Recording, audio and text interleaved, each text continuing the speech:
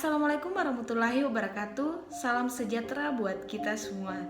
Perkenalkan, nama saya Herlina Rero, NIM 2018-030. Saya mahasiswi dari Polinas LP3I Makassar.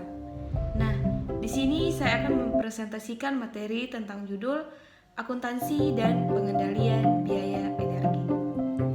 Namun sebelumnya itu saya mengucapkan terima kasih kepada dosen pengampu Bapak Dr. Randus Sultan Syah, SE, AK, MM, AC. Baiklah teman-teman, langsung saja kita masuk dalam pembahasan pertama, yaitu tentang pendahuluan. Nah, di suatu perusahaan sangat memerlukan ilmu akuntansi karena tujuan ilmu akuntansi tersebut menyajikan informasi tentang ekonomi dari suatu entitas kepada pihak-pihak yang berkepentingan. Yang dimaksud dengan entitas adalah badan usaha atau perusahaan atau organisasi yang mempunyai kekayaan sendiri. Pesatnya proses pengendalian sangat penting, terutama dalam biaya energi dan akuntansi dalam perusahaan. Penggunaan biaya energi berkembang sangat pesat dari waktu ke waktu. Saat ini perkembangan dunia industri juga semakin maju.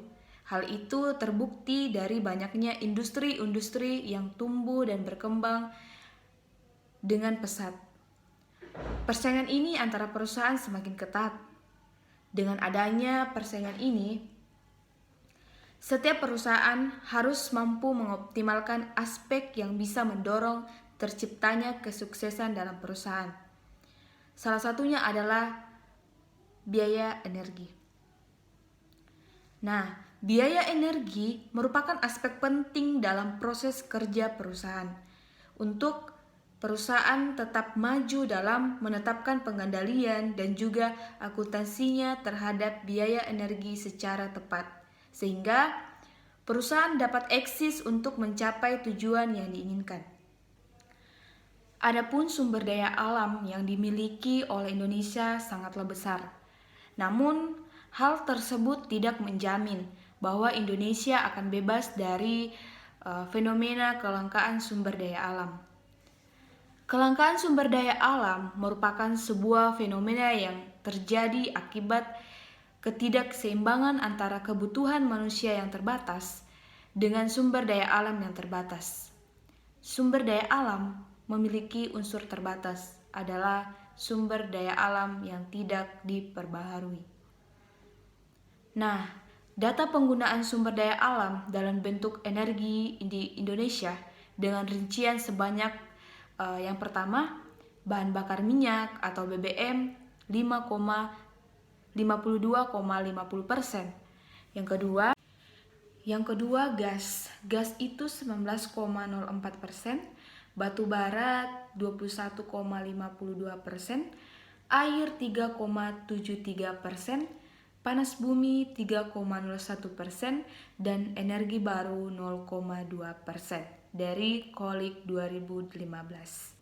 Nah, Indonesia merupakan salah satu negara yang berkomitmen untuk membuat energi terbarukan sebagai solusi berkaitan dengan permasalahan energi. Komitmen tersebut dibuktikan dengan keluarnya Undang-Undang Nomor 30 Tahun 2007, di mana pada tahun 2025 pemerintah menargetkan penggunaan energi terbarukan 23%. Dan tahun 2050 meningkat menjadi 31%. Itulah komitmen Indonesia dalam penggunaan energi terbarukan yang dibuktikan dengan penandatanganan Paris Agreement, the On-Framework World Convention and Climate Change, yang salah satunya mengenai upaya menguras gas rumah kaca. Nah, kita masuk dalam metode penelitian. Dalam metode penelitian ini termasuk dalam jenis penelitian kualitatif, interpretif, dengan teknik studi literatur atau studi pustaka berupa pencarian fakta dengan interpretif yang tepat. Namun, metode analisis yang digunakan dalam penelitian ini adalah metode deskriptif, yaitu jalan dalam mengumpulkan data, menyusun atau mengidentifikasi, menyusun dan menginterpretasinya. Kajian deskriptif dimulai dengan merumuskan masalah, merumuskan fokus, merumuskan kajian, atau mengajukan pertanyaan-pertanyaan kajian, dilanjutkan dengan pengumpulan data oleh peneliti sebagai instrumennya. Sumber data yang digunakan dalam penelitian ini adalah data sekunder berupa literatur atau pustaka, laporan keuangan, dan laporan tahunan perusahaan yang diperoleh dalam website masing-masing perusahaan. Adapun metode pengumpulan data yang digunakan dalam penelitian ini berupa metode dokumentasi, yaitu dengan mendokumentasi data-data yang ada dalam perusahaan. Nah, kita masuk dalam slide selanjutnya. Di slide selanjutnya ini kita membahas tentang percobaan. Kita masuk dalam percobaan. Namun, judul materi kali ini adalah akuntansi dan pengendalian biaya energi kan. Jadi, kita akan terlebih dahulu menjelaskan apa itu akuntansi, apa itu biaya, apa itu energi, apa itu pengendalian. Nah, akuntansi adalah proses mengidentifikasi, mengukur, dan melaporkan informasi ekonomi untuk memungkinkan dilakukannya penelitian, serta pengambilan keputusan secara jelas dan tegas bagi pihak-pihak yang menggunakan informasi tersebut. Nah, pengendalian.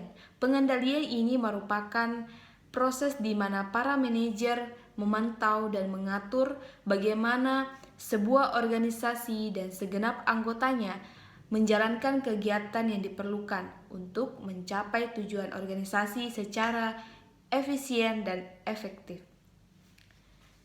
Selanjutnya, biaya.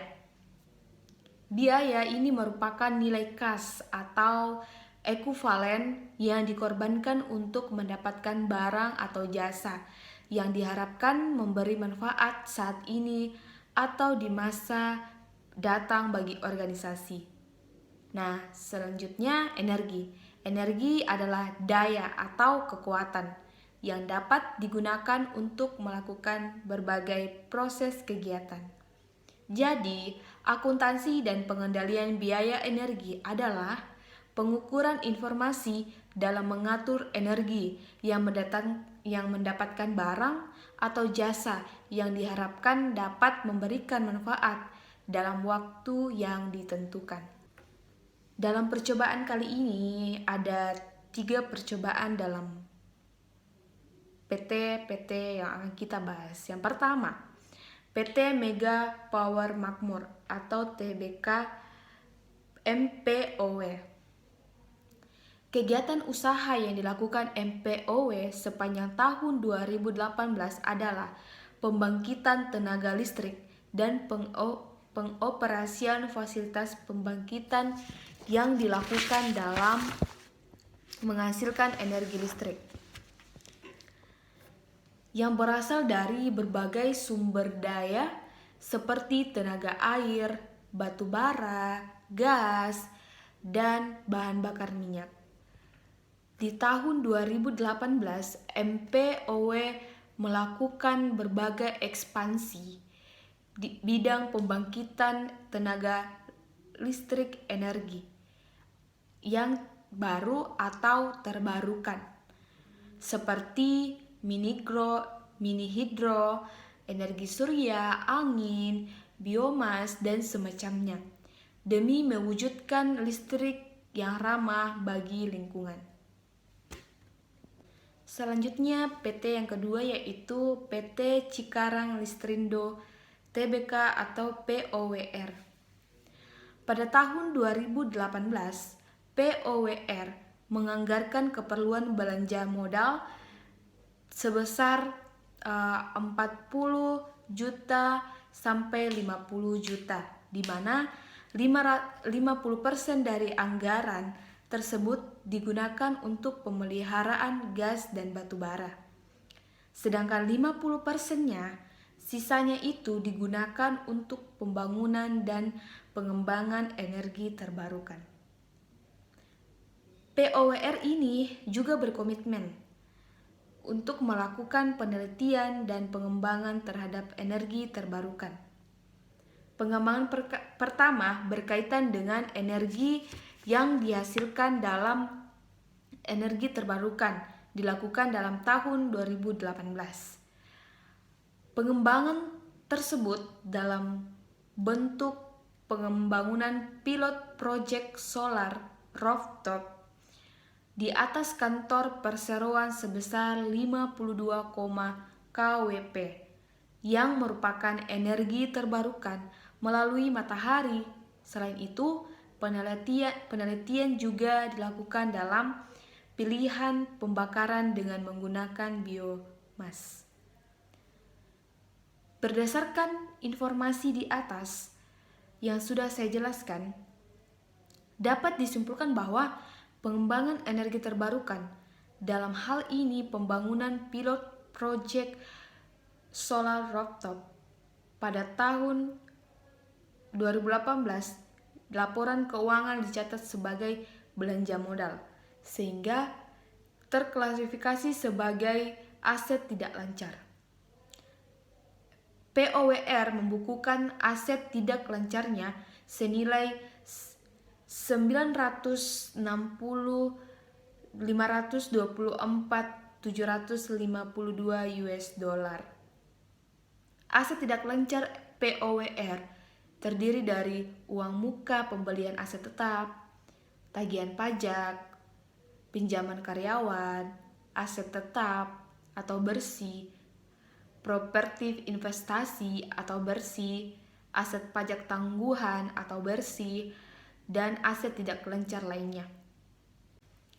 Selanjutnya kita masuk dalam PT yang terakhir, yaitu PT Teregra Asia Energi Tbk atau TGRA. Nah, PT Teregra Asia Energi Tbk atau TGRA merupakan perusahaan energi yang cukup lama juga berkomitmen untuk pengembangan energi terbarukan. Nah, sejak tahun 2009, penelitian pengembangan di bidang energi terbarukan secara rutin dilakukan. Selain itu,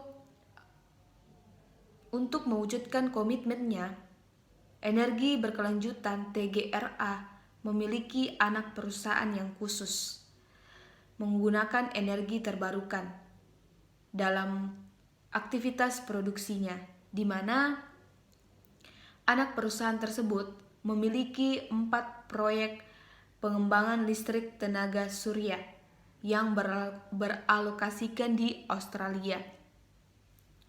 Selain itu, TGRA juga sedang proses membangun 9 proyek pembangkitan listrik energi air di Aceh, Sumatera Utara, dan Bengkulu. Selanjutnya kita masuk dalam pembahasan itu tentang energi baru terbarukan. Nah, di Indonesia memiliki potensi energi baru terbarukan EBT yang sangat besar. Potensi energi baru terbarukan atau EBT di Indonesia mencapai lebih dari 400 gigawatt atau GW. Namun, baru 1 watt atau GW yang dimanfaatkan. Untuk itu, perusahaan terus-menerus berusaha untuk melaksanakan percepatan pengembangan energi baru terbarukan agar dapat mencapai target 23% pada bauran energi nasional tahun 2025 sebagaimana Amanat Rencana Umum Energi Nasional atau RUEN. Sejalan dengan itu, pemerintah merencanakan beberapa strategi percepatan pengembangan energi baru terbarukan atau EBT. Antaranya, pertama, mendorong peningkatan kapasitas unit-unit pembangkitan listrik tenaga atau PLT-EBT yang sudah ada dan proyek energi baru, terbarukan dan konvensional ekonomi listrik atau yang sedang berjalan sesuai rencana usaha penyediaan tenaga listrik. Keduanya upaya menciptakan pasar EBT. Anjuran pemerintah dalam penggunaan energi terbarukan turut didukung oleh perusahaan yang ada di Indonesia. Perusahaan di sektor energi mulai merencanakan dan bahkan ada yang sudah mengembangkan energi terbarukan dalam aktivitas bisnisnya. Terdapat 7 perusahaan sektor energi yang telah listing di Indonesia, di mana 3 diantaranya telah mengembangkan dan menggunakan energi terbarukan. Perusahaan memerlukan aset energi terbarukannya sama dengan aset tetap lainnya, yaitu mengacu pada PSAK nomor 16, aset tetap. Dari ketiga perusahaan yang saya sebutkan tadi, yang diteliti di analisis hanya satu perusahaan saja, yaitu TGRA, yang merinci aset energi terbarukannya, sehingga nilai dan kebijakan akuntansinya lebih rinci. Sedangkan kedua perusahaan lainnya tidak merincikan aset-aset tetap yang dimilikinya. Perusahaan cenderung menggabungkan aset energi terbarukannya dalam aset tetap secara umum. Oleh karenanya, penggunaan laporan keuangan kesulitan untuk menentukan berapakah nilai dari aset energi terbarukan yang dimiliki oleh perusahaan. Minimnya informasi terkait perlakuan akuntansi untuk aset energi terbarukan kemungkinan disebabkan oleh adanya pedoman akuntansi, baik dalam PSAK, aturan pajak maupun aturan lainnya, yang khususnya mengatur mengenai sektor usaha energi terbarukan yang dimiliki oleh perusahaan. Untuk itu, perlu adanya pedoman akuntansi terkait energi baru terbarukan atau EBT untuk dapat mengakomodir perkembangan sektor energi usaha baru terbarukan ke depannya. Nah, kesimpulan dalam materi saya kali ini yaitu penelitian ini bertujuan memberikan bukti empiris dan menganalisis mengenai dampak penggunaan energi baru terbarukan pada laporan keuangan perusahaan pada sektor energi. Berdasarkan hasil analisis yang dilakukan, diperoleh kesimpulan bahwa penggunaan energi terbarukan tidak memberikan dampak khusus pada laporan keuangan perusahaan sektor energi. Informasi terkait perlakuan akuntansi terhadap aset energi terbarukan masih sangat minim dilaporkan oleh perusahaan. Apalagi untuk perusahaan yang masih baru menerapkan dan mengembangkan energi terbarukan.